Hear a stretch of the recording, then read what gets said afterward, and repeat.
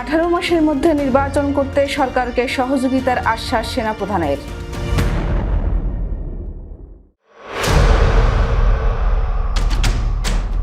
Doctor Mohammad ইউনূসের নেতৃত্বাধীন অন্তর্বর্তী সরকারের প্রতি সমর্থন অব্যাহত রাখার কথা জানিয়েছেন সেনাবাহিনী প্রধান জেনারেল ওয়াকারুজ্জামান।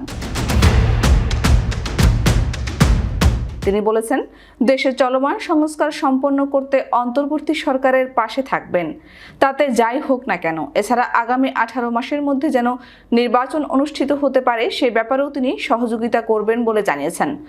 রয়টার্সকে দেওয়া এক সাক্ষাৎকারে সেনাবাহিনী প্রধান এসব কথা বলেন। সোমবার সেনাবাহিনীর হেডকোয়ার্টারে তার সাক্ষাৎকার গ্রহণ করা হয়, যা মঙ্গলবার প্রকাশ করে রয়টার্স। সেনাপ্রধান জেনারেল ওয়াকারুজ্জামান বলেন, আমি ডক্টর মোহাম্মদ ইউনূসের পাশে থাকব, যাই হোক না কেন, যাতে তিনি তার মিশন সম্পন্ন করতে পারেন। নির্বাচন অনুষ্ঠান সংক্রান্ত এক প্রশ্নে সেনাপ্রধান বলেন, আপনি যদি আমাকে জিজ্ঞাসা করেন তাহলে আমি বলবো যে একটি সময়সীমার মাধ্যমে আমাদের গণতান্ত্রিক প্রক্রিয়ার প্রবেশ করা উচিত। সংস্কারের পর 1.5 বছরের মধ্যে গণতন্ত্রে উত্তরণ করা উচিত মন্তব্য করে তিনি ধৈর্য ধরার ওপর গুরুত্ব দেন। অন্তর্বর্তী সরকারের সঙ্গে সেনাবাহিনীর সুসম্পর্ক আছে জানিয়ে তিনি বলেন, আমি নিশ্চিত যে আমরা যদি একসঙ্গে কাজ করি তবে আমাদের ব্যর্থ হওয়ার কোনো কারণ নেই।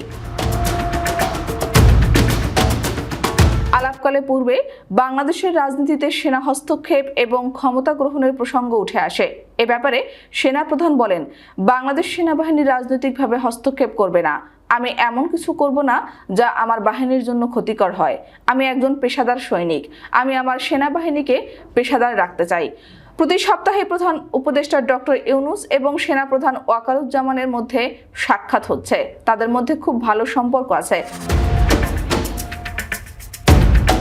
সেনাপ্রধান বলেন, টালমাটাল অবস্থার পর দেশে স্থিতিশীলতা আনার জন্য সরকারের প্রচেষ্টায় সমর্থন আছে সেনাবাহিনীর।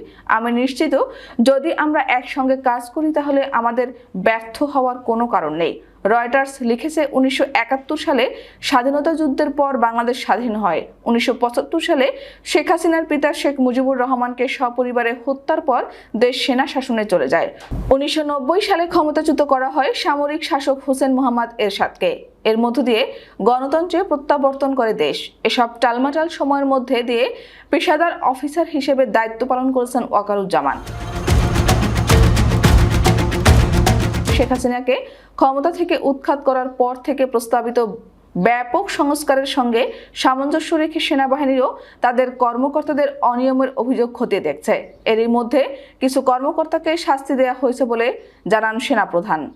তবে এ বিষয়ে তিনি বিস্তারিত কিছু বলেননি। দীর্ঘমেয়াদের রাজনীতি থেকে সেনাবাহিনীকে দূরে রাখতে চান সেনাপ্রধান। এ বাহিনীতে আছেন কমপক্ষে 1,30,000 সদস্য। জাতিসংঘের শান্তিরক্ষা মিশনে তারা একটি বড় অংশ।